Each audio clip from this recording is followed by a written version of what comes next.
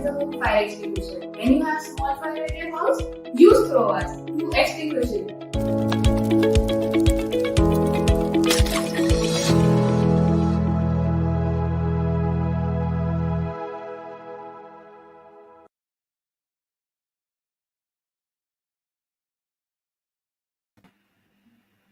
Hello and welcome to the Outside View presented by Throwers.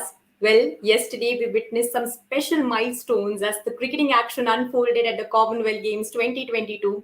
What happened yesterday? What can we expect from today's matches? To discuss all of these, I have alongside me our experts Mohit Shah and Yash Lahoti. Welcome both of you. I'm sure we all are quite pumped up today because it's going to be India versus Pakistan first up today's game. But before we start discussing about it, let's talk about something special that happened yesterday. The first match was between, of course, New Zealand and South Africa, and we saw Sophie Devine take all the limelight. She's a legend of the game, we know, and I know I'm not the first one to say this, and I promise I won't be the last either. She became the first cricketer to take 100 wickets and score 2,000 plus runs in the T20I format. Mohit, how special a feat this is for someone like Sophie Devine, and how special a feat this is for women's cricket as well. It is an incredibly special feat, and Sophie Devine is one of the all time greats, both on the field as well as off the field, because the kind of impact she's had, not just in New Zealand cricket, but on world cricket, is immense. This is like a player who's represented the country in multiple sports at the top level. She's also like very, very good with young players and also like just with youngsters in general. Like whenever she talks about the game, you just want to listen to it and you will like come away with a lot of learnings, and like there's no better person who could have been the first to achieve this mark, because in the T20 format she's probably one of the purest all-rounders that has ever been. Now she's a little older, but at her peak, like this was a player who could get into the side on her batting alone or her bowling alone or even her fielding alone. And her bowling still very good. Like we saw it yesterday. South Africa's batting is probably their strongest suit in this 11. And she got those three crucial wickets, because at one point it did look like South Africa might run away with the win. And yeah, so like if you had to like probably have the ideal T20 all rounder, you would model it very closely to Sophie Devine, because it has to be a player who can contribute across all phases of the innings, both with the bat, ball, and in the field. And we've seen that she's very good at the top of the order. She's also played as a finisher in the past. She bowls at various stages of the innings, and in the field, she's a very good close in catcher and has an excellent arm in the deep. So, yeah, great to see like Sophie Devine be the first to achieve this feat, which is not easy at all. Certainly, it was an all round performance there from the skipper yesterday, and New Zealand, of course, won the game. But speaking of South Africa, the attacking woes continued. Mohit mentioned that for us, that in this format, at least, batting is something that would probably give them the edge. But we saw that in the England series as well, and yesterday as well. There are issues that they need to solve. What, according to you, Yash, they should think of doing the changes they might probably do come the next match? I don't know whether they're doing or not, but they should immediately ask Laura Woolward to open the innings. I told that in the preview. It doesn't really make sense. Mohit backed it up saying 10 for 2. She came at 15 for 2. Doesn't really make a lot of difference.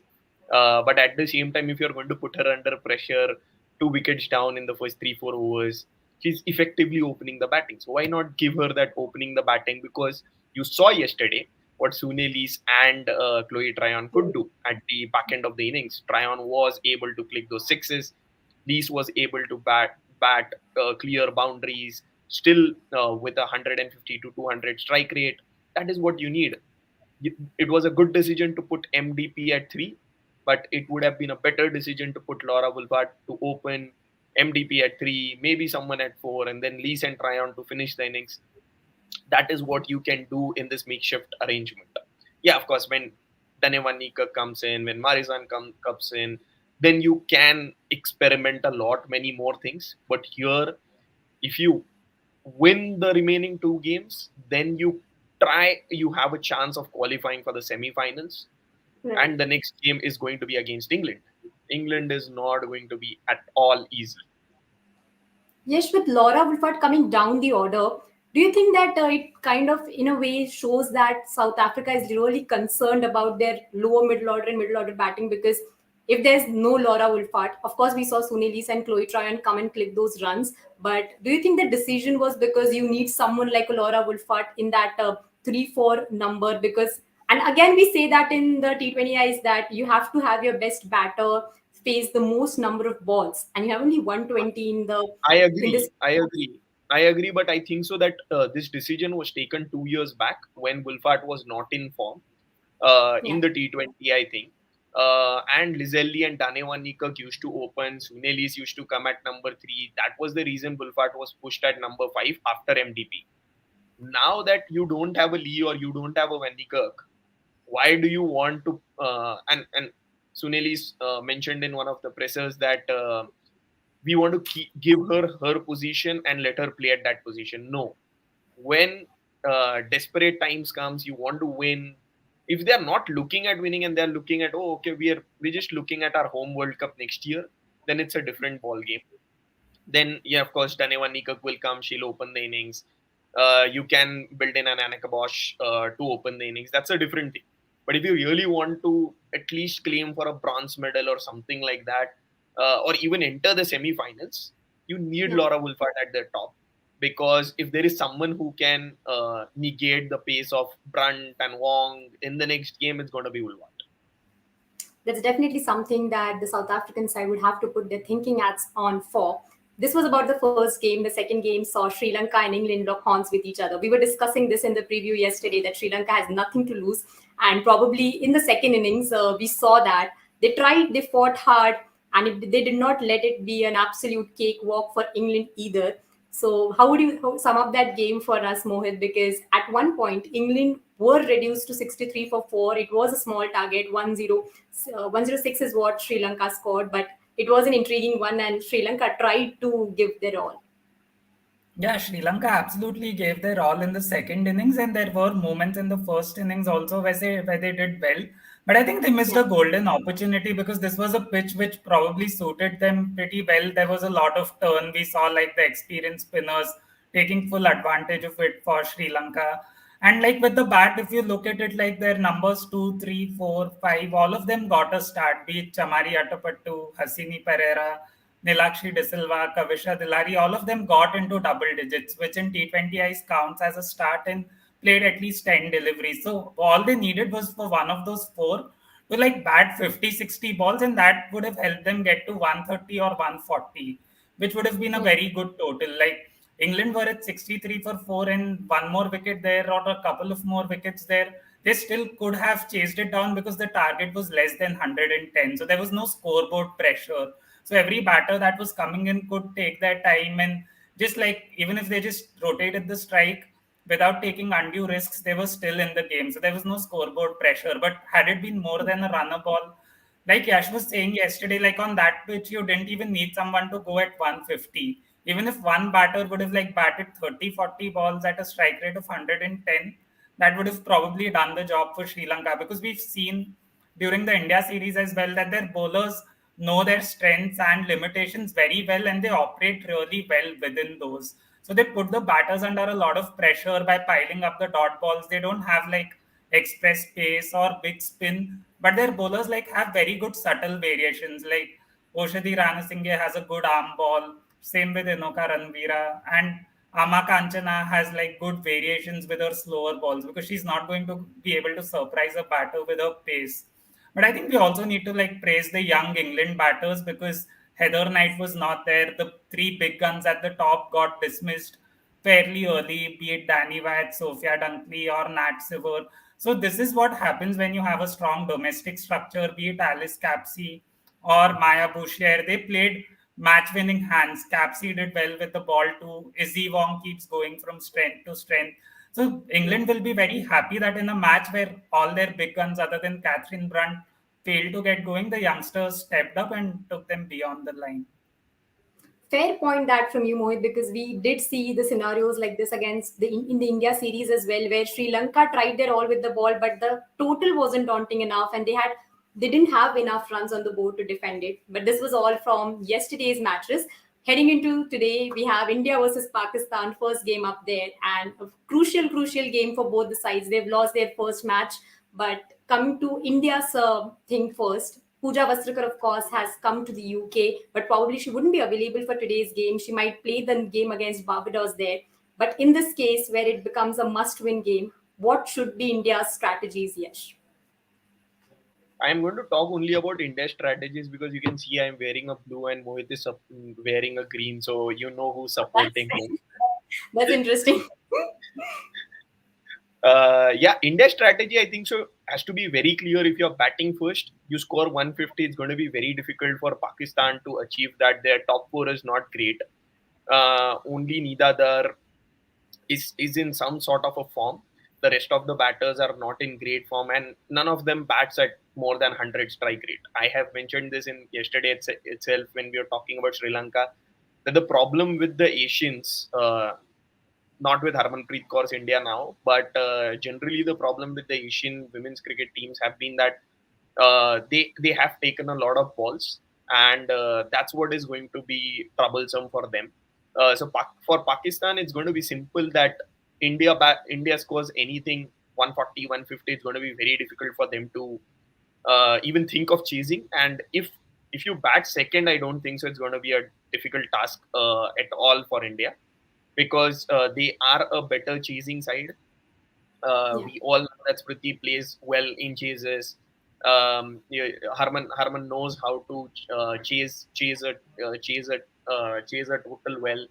I'm really looking forward to if Meghna makes it to the team, and if she does, does she replace? Because the Hmm. only place I feel that she can potentially replace, and this is not a great batting position for her, is going to be Harleen Deol. Because with Harmanpreet Kaur, India already has six bowlers, and Harleen is not that much needed. So, and Meghna is someone who has enough power that she can clear the ropes at her will, which Pooja Vastrikar can do for you, which a lot of other players who are not in the 11 can do for you. So Meghna batting at 6 or 7 after Harman and trying to close out that innings because we don't have Pooja Vastrikar or Richa Ghosh. I think so. That is a move that I would want India to take. I know she's been battered at that position, but if she has the power and if she can clear the ropes, you need a batter of that specification at that position. Right. But that's for all of us to watch how India approaches this game. But we have to talk about Pakistan's batting unit, as Yash rightly put that for us. They have a few big names, but they haven't really clicked. Since the World Cup, also, we've seen that the performances have come in patches. How do you see them approaching this game, Mohit, when they have to face a side like that of India? Because we saw against Australia as well. We were in the game until probably the last few overs. It was just an extraordinary performances from the batting, the lower down order batters from Australia there. But this is a big challenge for Pakistan. They also know that they need to win this game. How do you see them approaching this game against India? Yeah, like you said, they know that they do need to win this game. And ultimately, Pakistan now is a team that is at every major tournament. It's a team that's constantly improving. So they are not here to make up the numbers. But like T20Is is probably not their strongest format. And like Yash very rightly said yesterday as well and today as well, and he put it very succinctly, the main issue is the scoring rate. Like you obviously don't have too many players in the women's game who'll score above a rate of 120 or 130, but Pakistan struggled to score even above a strike rate of 100. And that simply doesn't do it. And the problem exacerbates because, like Yash said, their top three are all batters who don't bat all that quickly. Munib Ali is somebody who has a lot of potential. When she gets on a roll, she can score very quickly. But then she again is a player who needs a few balls to get her eye in. So the only batter that Pakistan has in that top six who can like go bang bang from ball one is Aisha Naseem. And she was batting too low in the last match. We saw that she came and hit a six almost immediately. And like Yash said, when these are must win games or like big matches, you sometimes need to take those big risks. So, like if you knew you were chasing almost 150, it was 145 against Barbados.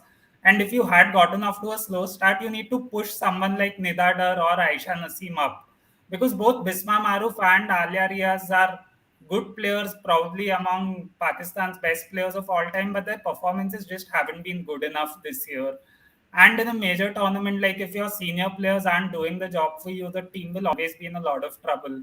Because again, with Pakistan, their bowling's good. We saw it in the World Cup match against India. They reduced India to 120, 130 for six before Sneh Rana and Pooja Vastrakar had that record partnership. So I think Pakistan's strategy would again be the same. Like you can't control whether you bowl first or bat first, but whatever they are doing, they'll again look to attack India with their spinners because we've seen their spinners have success against India. Anam Amin has in the past managed to like strangulate Smriti Mandana scoring quite well, especially in the power play. Then they have somebody like Nidadar who obviously bowls very well to left-handers. So if India's again going to have Yastika at three, I think Nida will be in the game pretty early. And she's a big match player. She's somebody who never gives up. And more than anything, we have this word that we associate a lot with Pakistan cricket, which is junoon.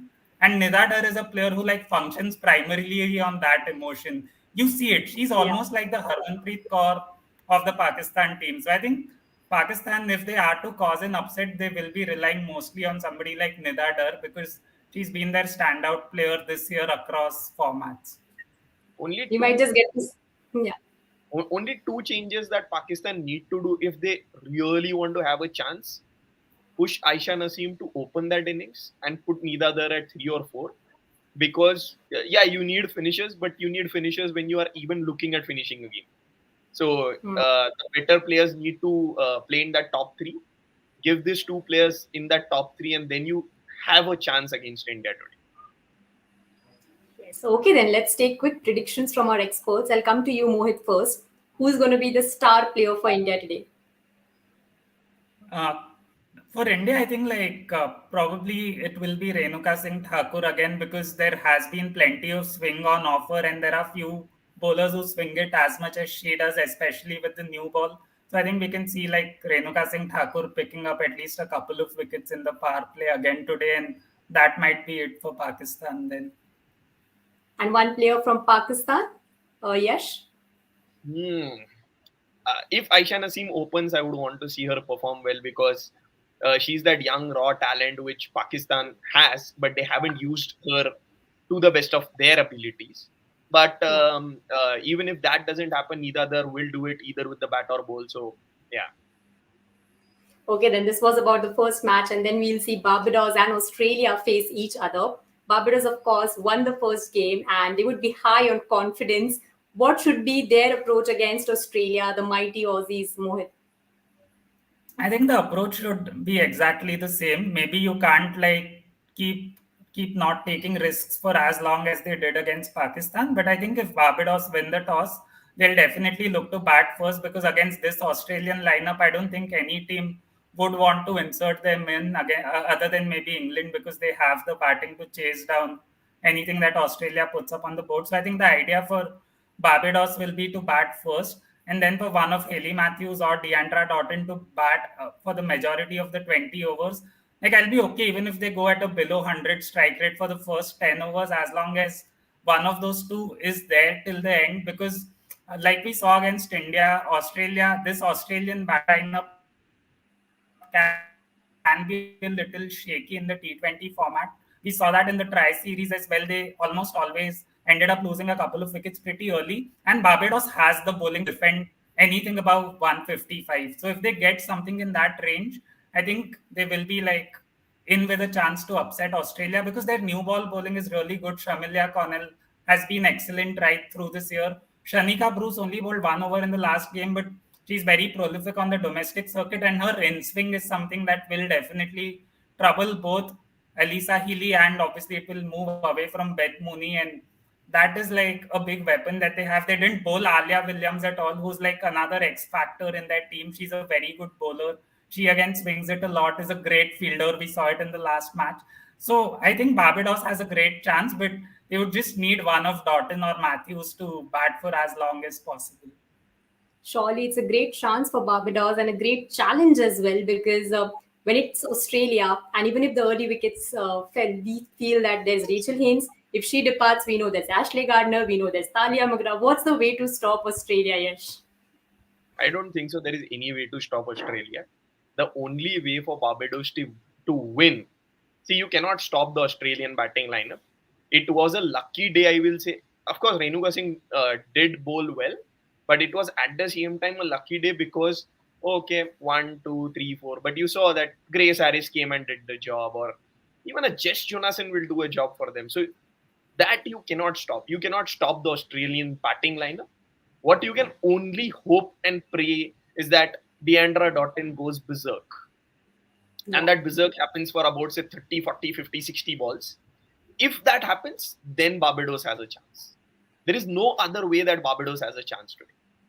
A special innings from the world boss is what Barbados will expect in today's game. So let's take a prediction of the player of the match. Mohit, first. I've said it before the tournament, Hayley Matthews is my player of the tournament, and we've seen that the bigger the match, the higher her performance is, and she was the player of the match in that famous World Cup final where West Indies toppled Australia. So I'm going for a Hayley Matthews all-round show again today. Hayley Matthews all-round show for Mohit. For you, Yash? I don't know which of the Aussies to pick in that 11 because all of them are really good. So it's going to be difficult. But if Darcy Brown plays, she's one of the players I feel will do well. But I'm not sure because they've been very conservative in using Darcy. So they might just rest her and get maybe an Ellis Perry or someone else to play because even Nicola Carey, Annabelle Sutherland, someone else can play for her. But if Darcy Brown plays, she is the player I am looking out for. Okay, then a lot in store for us today. We're going to enjoy the matches, and all you need to do is stay tuned to Women's Cricket Zone for all the updates on women's cricket.